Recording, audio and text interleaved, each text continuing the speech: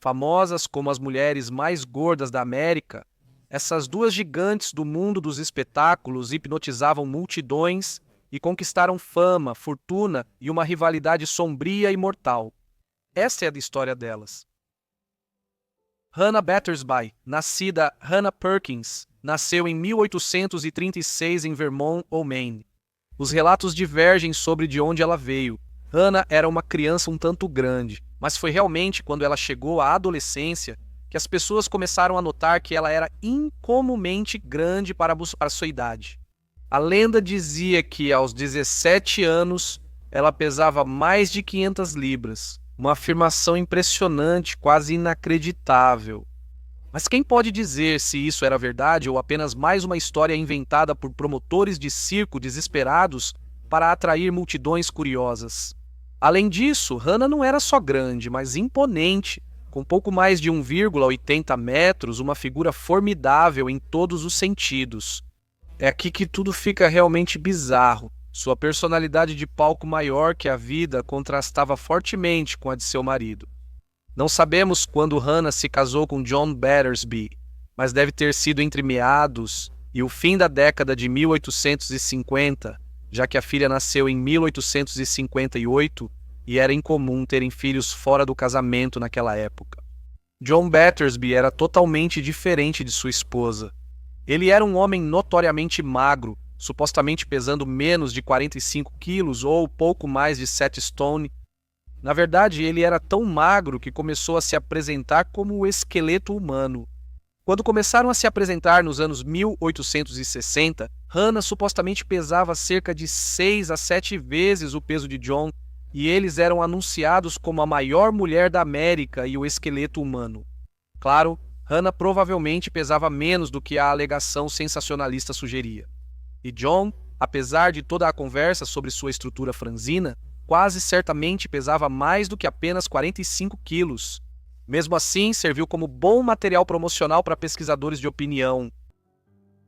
A mulher, famosa nos shows de aberrações dos anos 1880 como Grande Winnie Johnson, teve uma criação bem diferente da rival Hannah Battersby. Johnson nasceu por volta de 1839 e não sabemos exatamente quando. A falta de certeza se deve ao fato de ela ter nascido escravizada. Isso foi em uma fazenda no condado de Henry, no estado de Kentucky. O dono da fazenda era um homem chamado Boyd Clubb. Ela se chamava Winifred em sua juventude e foi registrada assim em um censo de 1840. Diz a lenda que ela tinha um peso relativamente normal em sua juventude e só começou a ganhar peso gradualmente à medida que envelhecia. Isso sugere que, ao contrário de alguns outros artistas obesos de circo da época, ela não sofria de nenhuma doença subjacente que causasse seu ganho de peso incomum. Winnie se casou quando tinha apenas 15 anos, algo bastante comum em meados do século XIX. O marido dela era Benjamin Johnson e foi dele que veio o seu sobrenome. Não sabemos se ela tinha um sobrenome de solteira e, mesmo que tivesse, poderia ter sido Clubb, o nome do dono da fazenda.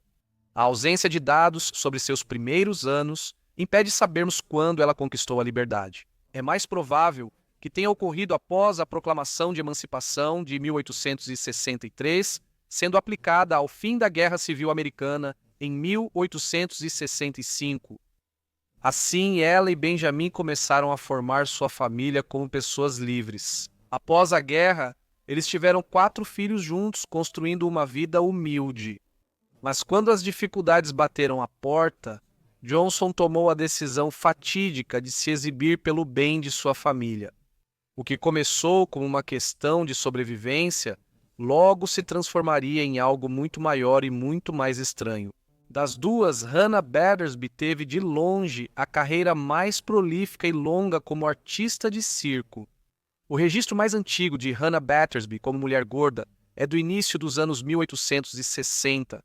Naquela época, ela fazia parte do circo dirigido pelo famoso empresário P.T. Barnum e se apresentava ao lado de seu marido John. A apresentação deles incluía uma história peculiar de John, que dizia ter sido arremessado de uma carroça na Pensilvânia e desde então vinha perdendo peso. Em 1871, o casal já era tão famoso que um livreto foi publicado sobre eles e sua filha adotiva, que era dramaticamente chamada de Zenóbia, a famosa criança canibal africana. O livreto não vinha com um aviso de que Zenóbia nunca tinha realmente comido ninguém. Esses folhetos buscavam mostrar os artistas de forma detalhada, quase como um ensaio de antropologia.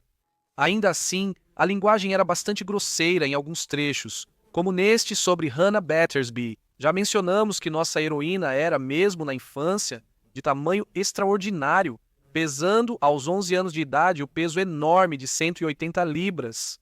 Isso é algo realmente surpreendente, considerando que nenhum de seus pais era grande. A senhora Battersby é alta e majestosa em sua postura e comportamento, carregando seus 702 libras com muita graça natural. Ela é tão grande de coração e mente quanto em tamanho físico.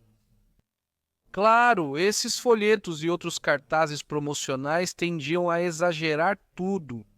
Fotos de Battersby indicam que ela era muito grande, mas provavelmente não pesava mais de 700 libras. Era comum para artistas como ela exagerarem seu peso e tentarem reivindicar o título de mulher mais gorda da América, ou algo assim.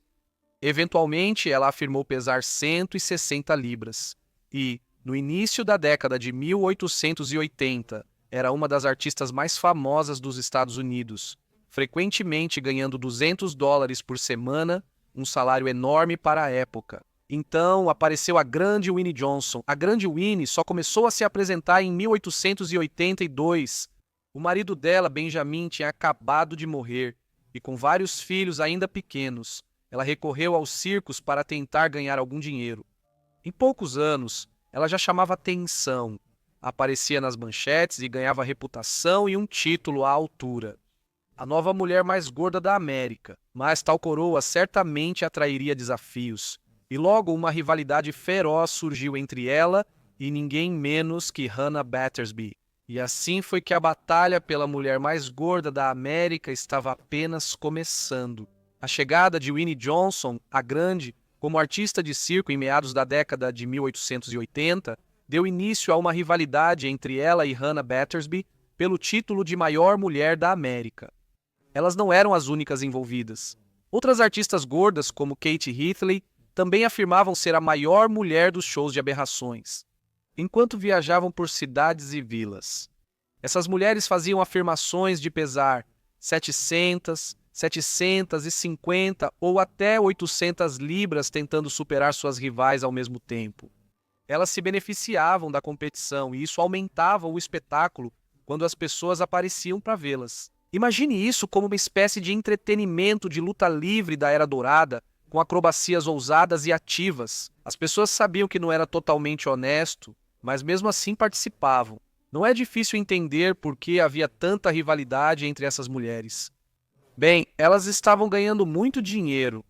No auge da fama, Hannah Battersby ganhava mais de $200 por semana, totalizando cerca de $6.000. Em valores atuais, Hannah e o marido valiam dezenas de milhares de dólares. Como resultado, a grande Winnie Johnson e outros perceberam o potencial de ganhos dela e queriam uma parte disso. Em 1886 e 1887, as duas mulheres estavam indo muito bem com essa rivalidade. Imagine.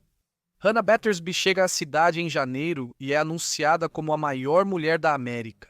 Você vai ao circo dela e conclui que ela realmente pode ser como foi anunciada. Então, 2 meses depois, outro circo passa pela cidade e afirma que uma de suas artistas, grande Winnie Johnson, era a mulher mais gorda da América.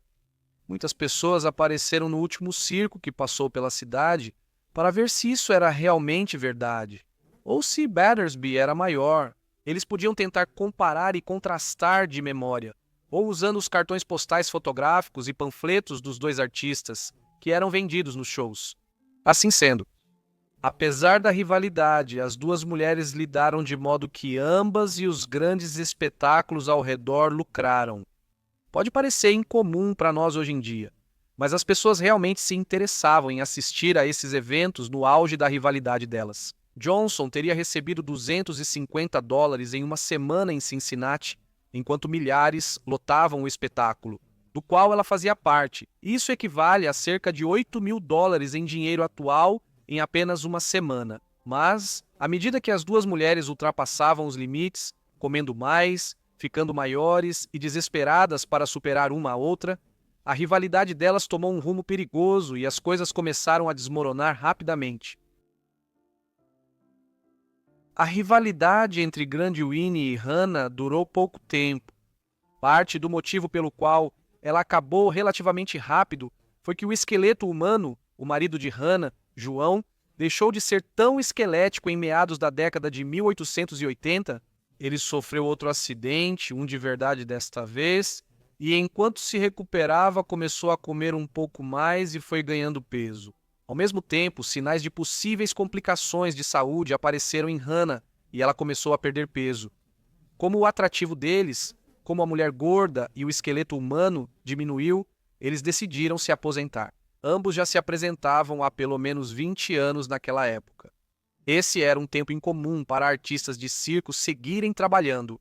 Frequentemente ganhavam muito em 5 a 10 anos antes da aposentadoria, às vezes retornando para um grande pagamento, além de questões de saúde. Ambas as mulheres estavam entre o final dos 40 e início dos 50 anos durante esse período. A expectativa média de vida no final do século XIX na América era de cerca de 65 anos. Esse número obviamente diminuía se a pessoa fosse clinicamente obesa. Como resultado, Battersby e Johnson provavelmente estavam se aproximando do fim de suas vidas por causa do excesso de peso, mesmo que isso fosse o que lhes garantia o sustento financeiro. Ambas faleceram com pouco tempo de diferença. Em 1888, Johnson seria a principal atração de um show no Museu Dynan de Johnson, em Baltimore.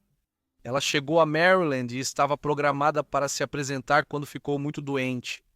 Ela morreu em 14 de setembro em seus quartos alugados lá. As autópsias não eram muito sofisticadas na época, mas a conclusão do médico de que ela havia falecido por degeneração gordurosa do coração provavelmente não estava muito longe da verdade. Assim como seus anos finais, o funeral de Winnie foi nada menos que um espetáculo. Seu corpo, grande demais para procedimentos padrão, precisou ser cuidadosamente rolado da cama para um caixão enorme, feito sob medida. Mais parecia um container de carga do que um caixão. A notícia da despedida extraordinária se espalhou rapidamente, primeiro pela imprensa local e depois ganhando manchetes em todo o país.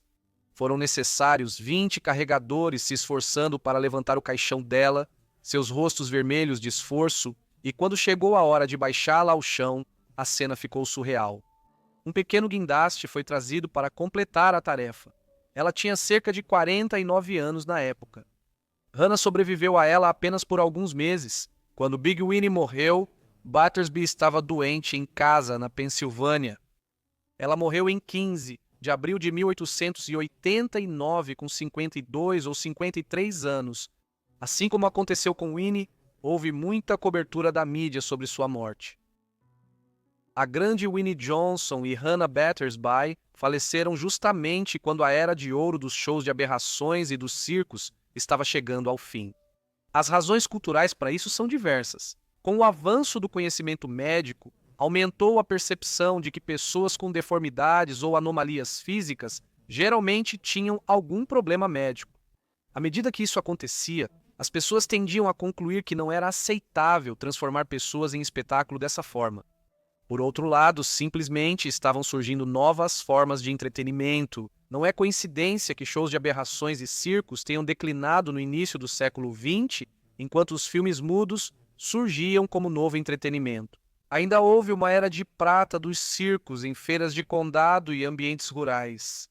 Por outro lado, talvez a ideia do artista obeso e excessivamente acima do peso ainda esteja viva e bem.